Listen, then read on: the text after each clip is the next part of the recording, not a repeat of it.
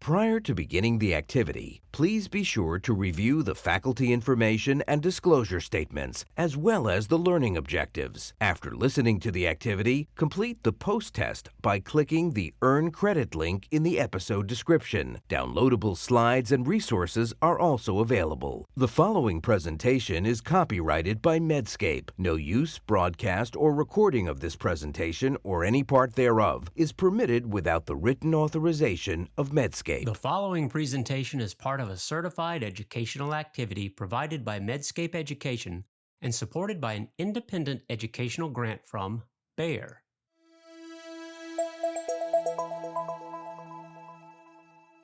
Well, hey, everybody.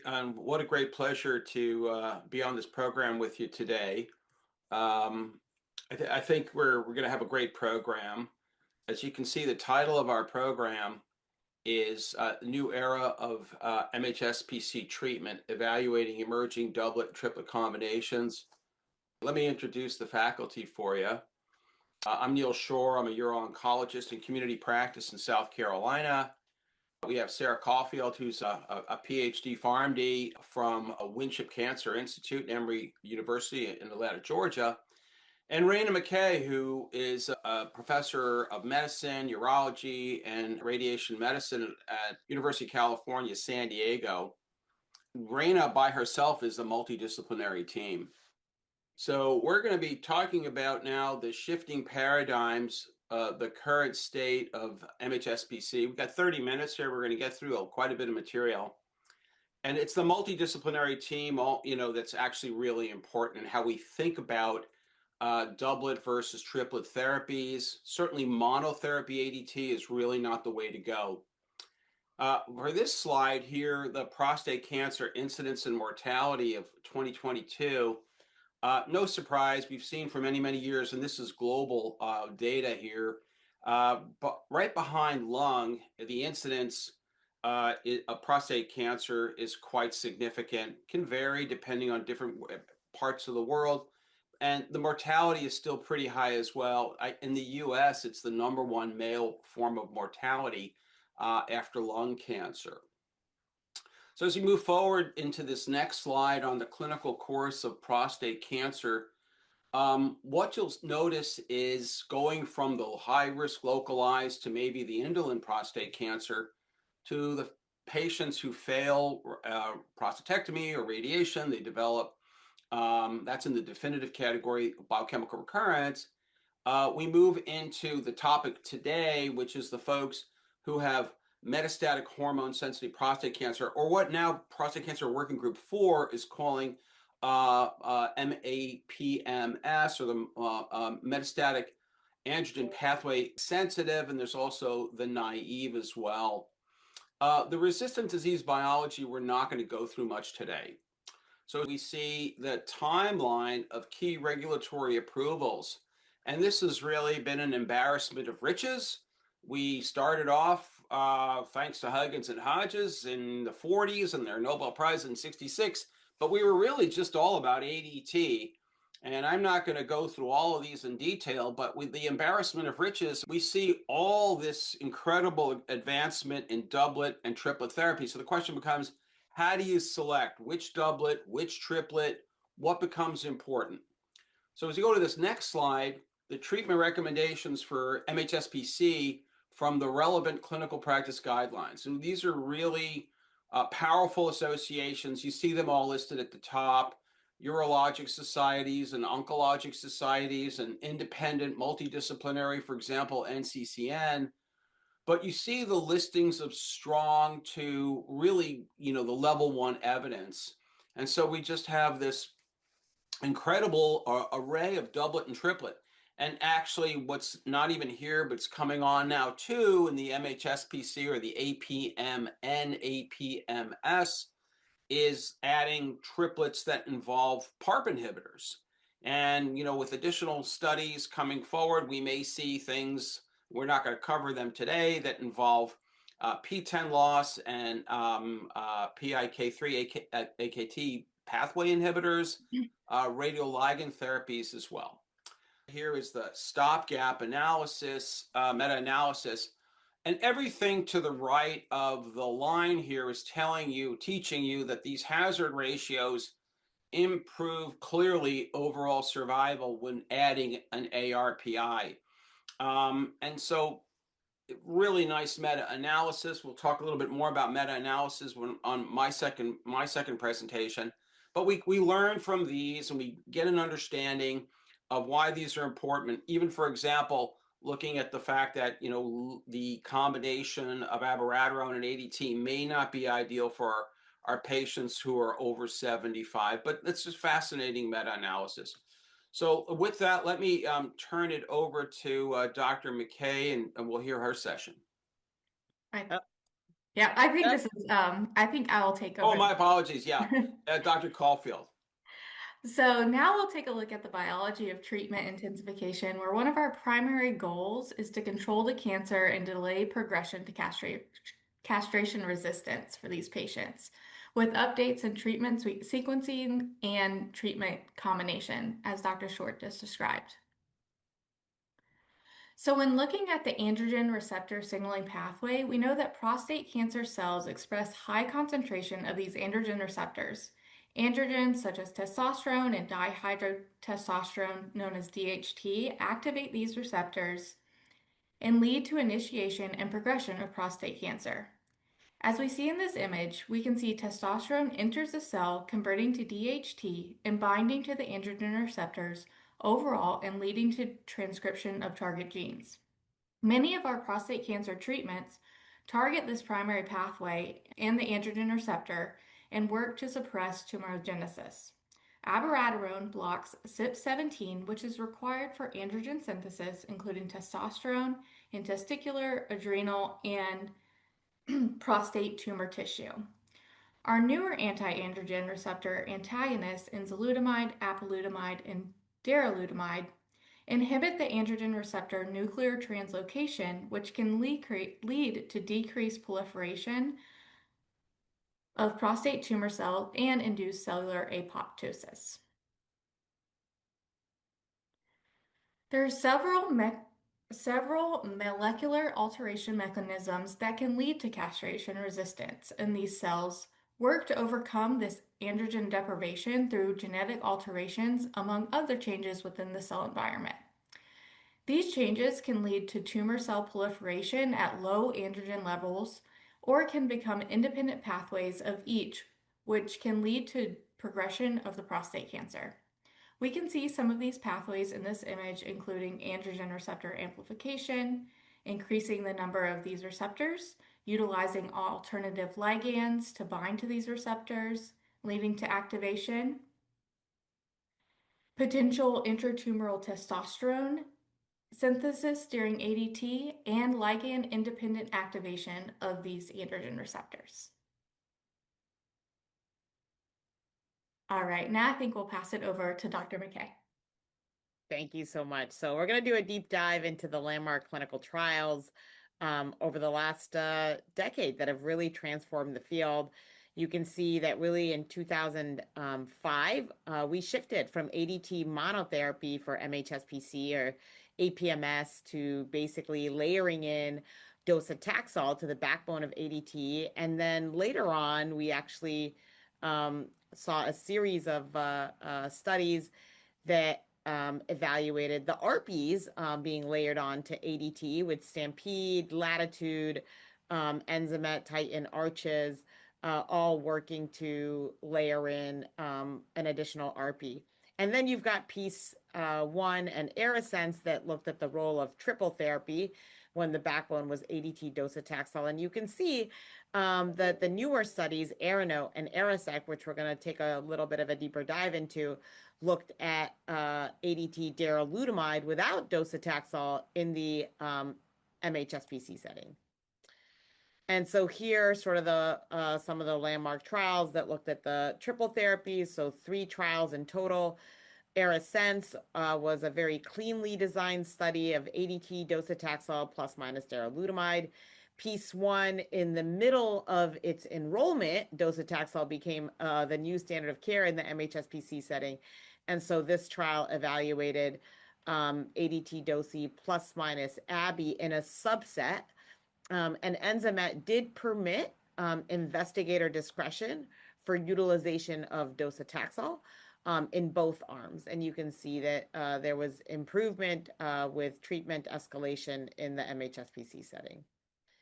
And then these are the landmark trials of RP-ADT in mHSPC. Again, Stampede, Latitude, Arches, Titan, and the newest one, Aeronaut. You can see the primary endpoint across these trials and strong PFS benefit and improvements in overall survival. Aeronaut was designed with a primary endpoint of rPFS with a signal for OS, given the smaller sample size of that trial. And then we've also seen data emerge regarding the RPs combined with a PARP inhibitor in mHSPC. Data from Amplitude were presented at ASCO last year, and we actually have an FDA approval for niraparib abiraterone for BRCA2 mutated prostate cancer in the mHSPC setting. We're all very excited about hearing the TALAPRO-3 data to be presented at ASCO by Dr. Agarwal, so look for that in the next week or so. And EvoPAR-1, which is looking at saruparib plus RP in mHSPC, is ongoing, and we will see data in some years around that. All right. So I wanted to do a little bit of a deep dive about ARISEC, the ARISEC study. We just presented this data at AUA in a plenary just this past Friday. This was a phase 2 open label study of prospectively enrolled darolutamide plus ADT.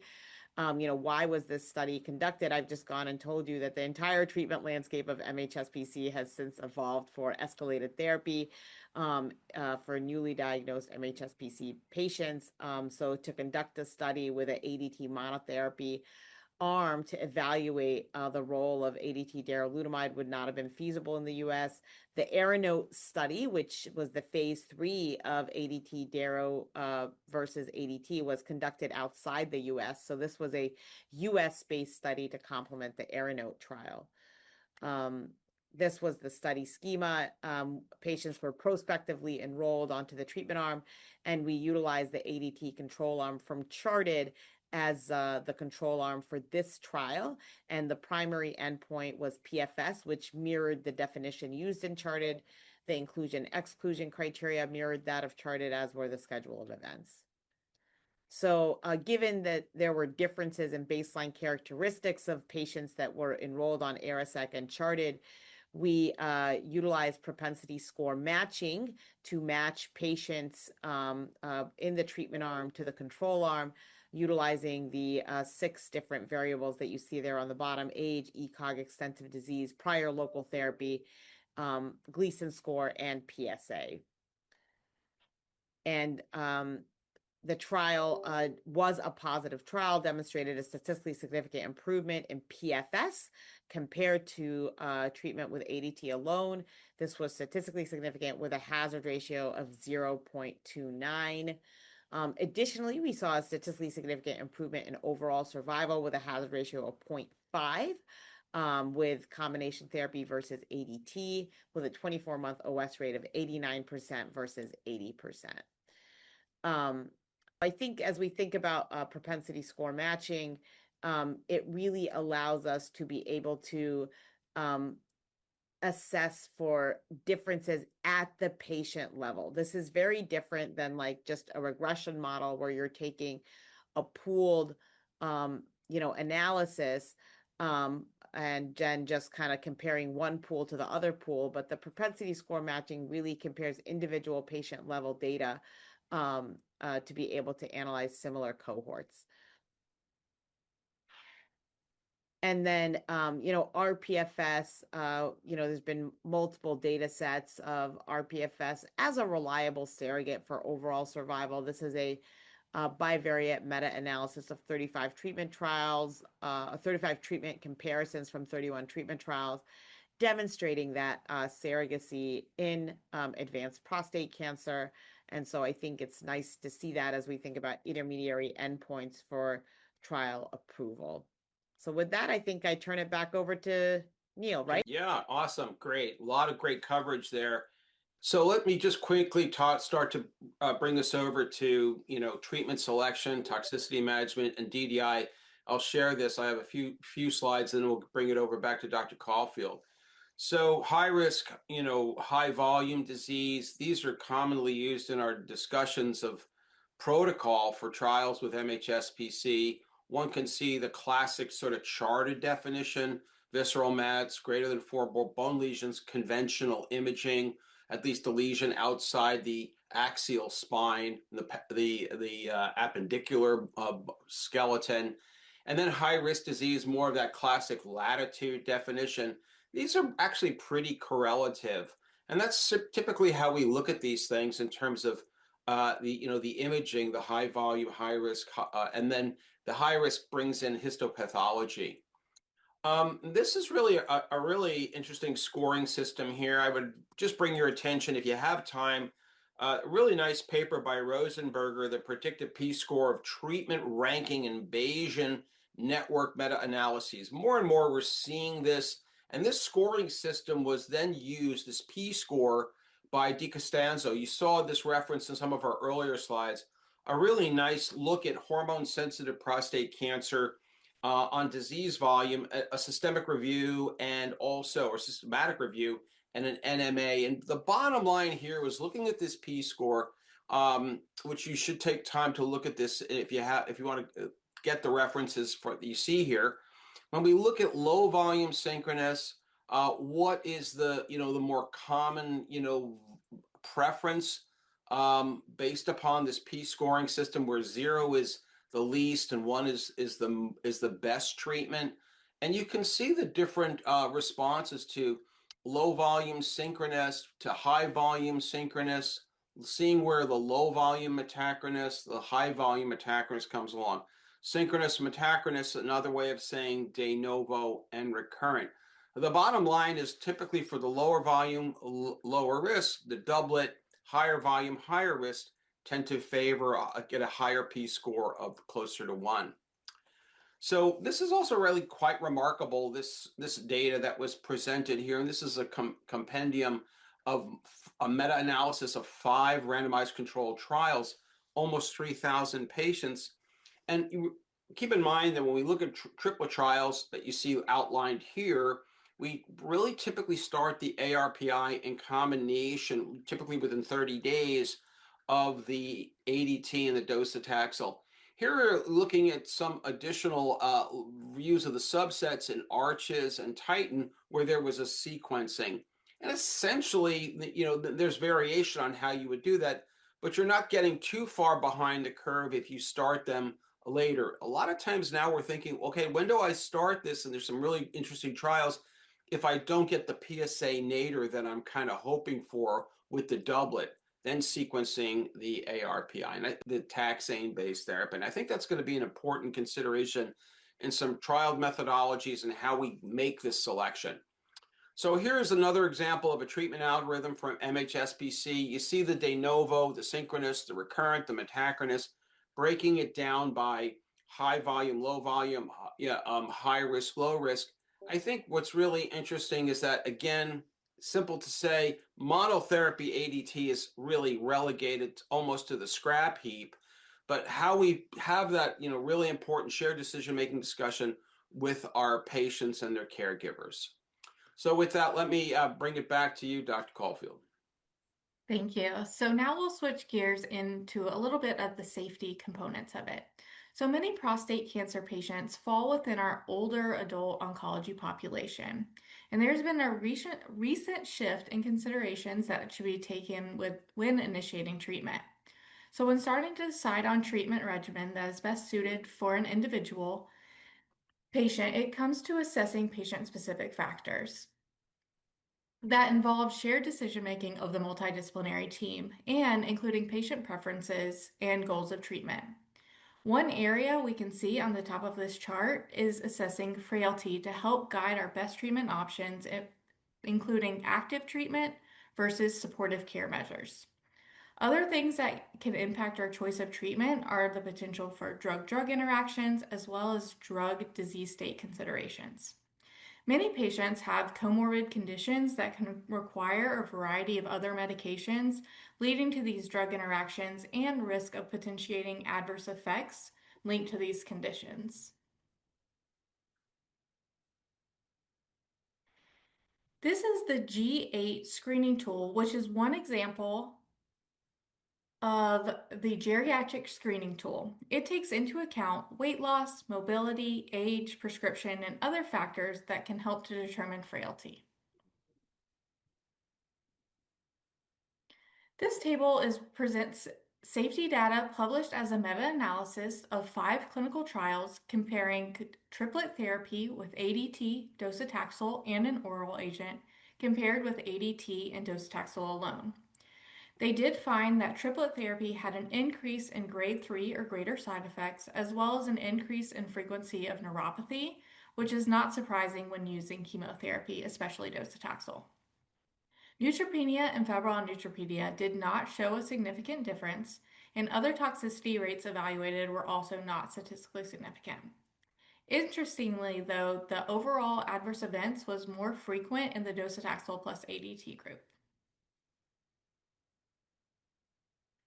When evaluating doublet therapy trials of ADT plus an oral agent, we can see that these are generally similar compared to placebo for any adverse event in each of the respective trials. We also see relatively low treatment discontinuation, similar to when compared to placebo. Abiraterone did show an increase of grade 3 or greater adverse events as compared to placebo, and fatigue was the most common side effect of these combinations. Others noted included hot flashes and arthralgias.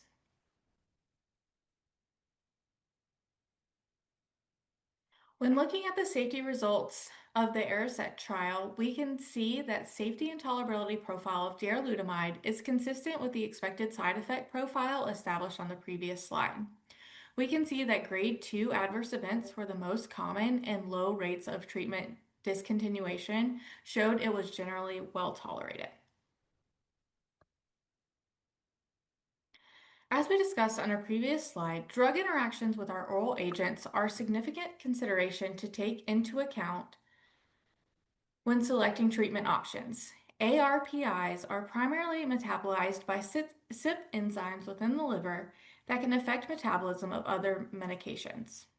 A concern for apalutamide and enzalutamide is they can also induce the metabolism of certain substrates, therefore decreasing concentrations of these medications. It becomes particularly important for certain medications with narrow therapeutic windows, such as cardiac medications, antiarrhythmics such as amiodarone and digoxin, as well as certain anticoagulants. These are common drug classes that are utilized with our prostate cancer population with comorbid conditions. Drug interaction screening and monitoring is a very important factor when utilizing these medications in this population. This table gives us several examples of considerations that can be made in regards to interactions. So prostate cancer management requires a multidisciplinary team and approach to care. As a pharmacist, I work with the team by providing drug interaction reviews, drug disease state concerns, dose considerations, patient education and follow-up, toxicity follow-up, as well as support for these medications as they are typically high cost and require specialty oversight. And it's the team working all together that helps these patients obtain these treatment options. So Dr. Caulfield, I'm just gonna, I already saw a question popped up for me was, so here you are, you're sort of in this quarterbacking position. We have all these, great, at least in the US and other parts of the world too, we have 4 different ARPI type drugs, 3 clear inhibitors, and then we have abiraterone. So you get a patient comes referred into the pharmacy, the physician, urologist, medical oncologist, rad onc, wants to start their patient on a doublet, and so many patients are on polypharmacy. You pick up the fact that there's a really significant DDI. How has it evolved for you in communicating to the prescribing physician that Sorry, Dr. Shore, you kind of picked one that there may be a better one based on DDI. How do you make that efficient now? Advice for academic situations and community. Yeah, I think that's a great question. So one of the things that I typically look at too is there alternatives? So is there one of these that doesn't have that interaction that we can easily switch to? Um, and then on the flip side of that is like, let's say they have a statin interaction. Is this a statin where we can easily switch to a different statin? Or is it a more significant interaction where we might not have the ability to switch to a different cardiology medication, which is a lot of our interactions, to where we need to sit down and really talk about what does this interaction look like and what is going to lead to the effects. So, like I was saying, when we're increasing the metabolism of some of those medications, we're decreasing the effectiveness.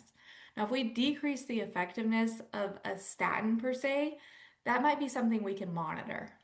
But if we're decreasing the effectiveness of other medications like an anticoagulant, where we don't, monitoring might be detrimental and, seeing a clot, it's really taking the time to kind of talk through those things as well as looping in other ones. So in our health system, we have pretty readily access, with our cardiology team or our endocrine team if they have something like diabetes to kind of talk through some of those things. I will say when you're in the community setting, it does become a little bit harder because sometimes all of those different specialties are not housed within the same health system. They might see a local provider, they might get most of their care with their PCP, but still trying to bridge those communications on is there a different alternative medication that we can switch them to that doesn't have an interaction, or is this an interaction that we feel comfortable monitoring from our side or from the other specialty side is really what we look at a lot. And there's interactions that we've become more comfortable with as we've become more comfortable with utilizing these medications over the years. So that's a great answer. I like this interprofessional MDT team that you see right here. Everybody here is so good looking on this. But Raina, let me ask you this. Great response from Sarah. It's almost like you need an ombudsman to help contact, all the different medical specialists. Like somebody's got to reach out to the cardiologist. Somebody even need to reach out to the endocrinologist. Yeah. And you get a lot of folks coming in from outside your center at San Diego, and they may already be on the wrong drug. And then the second part is, and always gets asked, is now with this incredible, quote, embarrassment of riches, 4 different AR type drugs to choose from. Triplet's always going to be docetaxel, at least for now. There may be additional answers to that, PIK3s and radiopharms. How do you think about this now in picking and communication? No, I think it's complicated, right? I think a lot of it is the patient that's right there before you. What are their comorbidities? What are their con meds? Understanding what is their risk. I think it's also really important to clearly uh, designate upfront who's going to handle what. So I think there are some patients that have a cardiologist who's following them very closely that, the messaging may be, okay, make sure that XYZ thing is happening through your cardiologist. There's some people that do not, that aren't plugged in, that don't have that access, where we may take on that role within medical oncology. So I think it's very, important to identify, well, who are the team members that need to be involved, and who's taking responsibility for what segment of the pie, and how to help navigate across that. It could be complicated, especially when patients are in multiple health systems. Oh my gosh, it really is. But it's a good complication a complexity that we're all dealing with now. 15 years ago, we didn't have a heck of a lot of choices, and now the need to subspecialize and be integrative and interprofessional, multi-D, do that right shared decision making is as important as ever. So just a few key takeaways. All patients need to be evaluated as candidates for intensification. I think some people use the word optimization. I tend to like that a little bit better. And then we didn't have time to get into, if you have a great response, PSA nadir, subjectively, drug tolerability, really nicely reviewed by both of you. Can you de-intensify? Because it's really all about optimizing what's in the best interest for patients, the DDI, the tolerability, and of course the clinical benefit. Um, there's really so much level one evidence now for no longer using monotherapy, the importance of doing genetic testing. That may be another CME presentation for us that would be fun to do. Cross-specialty communication. And it's a bit challenging, right? Because we have person power shortages and an expansion of the population that we saw in our first slide. More and more people with cancer, challenges in our medical specialties, and also in medical oncology and uro-oncology. Who's going to take care of these patients? So we have to all work a lot better together. We were able to tackle a few of these questions, but maybe final thoughts, Sarah, then Raina. Yeah, thank you. I think overall, as we've said, working collaboratively against many disciplines, different team members, is so important, as well as looking at patient-specific factors, comorbidities, drug interactions, is really important on deciding the triplet versus doublet or what the most appropriate oral agent is going to be. And I think moving forward, I think we have a lot of pieces to put together on deciding, which medication to select, but it's a great place to be to have different options for these patients. Yeah, thanks. It's a great time for patient care and the research. Again, another great topic that you and Raina, you and I are so passionate about. But your final thoughts? I think the big take-home message is escalate therapy for people with metastatic hormone-sensitive prostate cancer. There really is very, very, very minimal role for ADT monotherapy in this context. People just can't make up the survival benefit when they're not escalated early. And germline and somatic profiling for now all men with metastatic disease. And there are lots of nuances regarding selecting which agent that you need to be mindful of when escalating in the hormone-sensitive setting. Yeah, so extremely well said by both of you. Thank you so much. We covered a lot in a very short period of time. These programs like this are so much fun for me because it makes me think more about how do we optimize genetic testing? How do we optimize the MDT? How do we optimize our relationship with pharmacology? It's only going to get more and more complex. And also, what's going to be the role for artificial intelligence? Hopefully, it's going to be something that'll all make our lives and decision making better. And again, the importance of shared decision making, making sure that we're not just offering one option where there are multiple options, and letting patients understand how they can truly be involved in that decision making. And of course, it varies in the type of patient that you're talking to. And I think another great area, figuring out how do we bridge the social determinants of health and various discrepancies. So thank you both so much for, being part of this. And we really thank everyone for listening.